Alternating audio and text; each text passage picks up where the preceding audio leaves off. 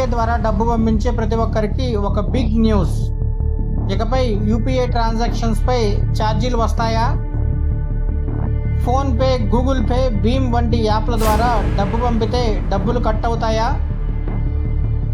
Social మీడియాలో ఈ వార్తపై చాలా గందరగోళం కనిపిస్తుంది. అయితే అసలు విషయం ఏమిటి? సామాన్యులకు ఛార్జీలు పడతాయా లేక పెద్ద వ్యాపార సంస్థలకేనా? ఈ వీడియోలో పూర్తి వివరాలు తెలుసుకుందాం.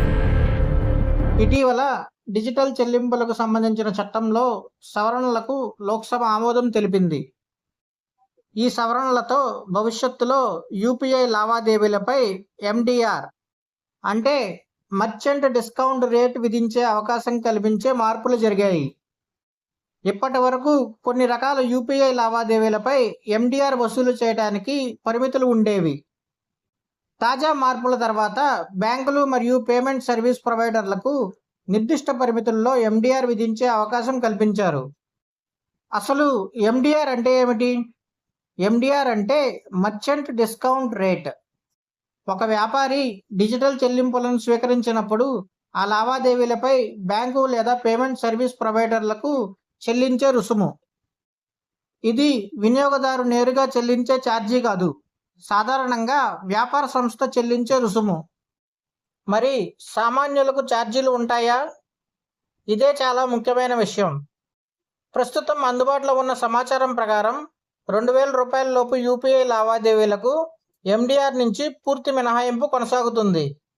యూపీఐ లావాదేవీల్లో దాదాపు 95% ఈ కేటగిరీలోనే ఉంటాయని పరిశ్రమ వర్గాలు చెబుతున్నాయి.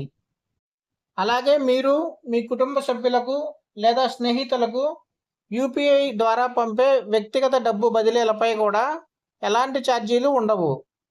కాబట్టి సాధారణ వినియోగదారులు ప్రస్తుతం ఆందోళన చెందాల్సిన అవసరం లేదు. ఎవరిపై ప్రభావం పడొచ్చో ఇప్పుడు చూద్దాం. ప్రతిపాదనల ప్రకారం వార్షిక టర్నోవర్ 1,50,00,000కు పైగా ఉన్న పెద్ద షాపింగ్ మాల్స్, కార్పొరేట్ సూపర్ మార్కెట్లు, లగ్జరీ హోటళ్లు వంటి పెద్ద వ్యాపార సంస్థల్లో 2,000 రూపాయల కంటే ఎక్కువ విలువైన యూపీఐ చెల్లింపులపై మాత్రమే ఎండిఆర్ విధించే అవకాశం ఉంది. ప్రస్తుతం 0.3% నుంచి 0.5% వరకు ఎండిఆర్ ఉండొచ్చని చర్చ జరుగుతోంది. అయితే ఈ రుసుము కూడా వ్యాపార సంస్థలే తమ బ్యాంకులకు చెల్లించాల్సి ఉంటుంది. ఇలా ఎండిఆర్ ఛార్జెస్ వల్ల ధరలు పెరిగే అవకాశం ఉందేమో ఇప్పుడు చూద్దాం. ఒకవేళ పెద్ద వ్యాపార సంస్థలు ఎండిఆర్ చెల్లించాల్సి వస్తే తమ వ్యాపార ఖర్చులను భర్తీ చేసుకోవడానికి కొన్ని వస్తువుల ధరలను స్వల్పంగా పెంచే అవకాశం ఉండొచ్చని విశ్లేషకులు భావిస్తున్నారు. అయితే ఇది వ్యాపార సంస్థ తీసుకునే నిర్ణయంపై ఆధారపడి ఉంటుంది. మొత్తానికి సోషల్ మీడియాలో ప్రచారం జరుగుతున్నట్లుగా ప్రతి యూపీఐ ట్రాన్సాక్షన్పై ఛార్జీలు విధించడం లేదు. ప్రస్తుతం ఉన్న సమాచారం ప్రకారం 2,000 లోపు యూపీఐ చెల్లింపులకు ఛార్జీలు లేవు.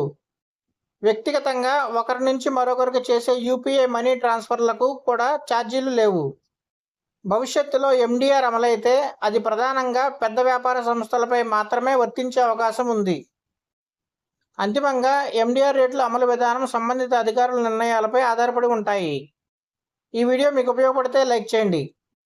ఇప్పటి వరకు ఛానల్ని సబ్స్క్రైబ్ చేయకపోతే వెంటనే సబ్స్క్రైబ్ చేయండి. Thank you.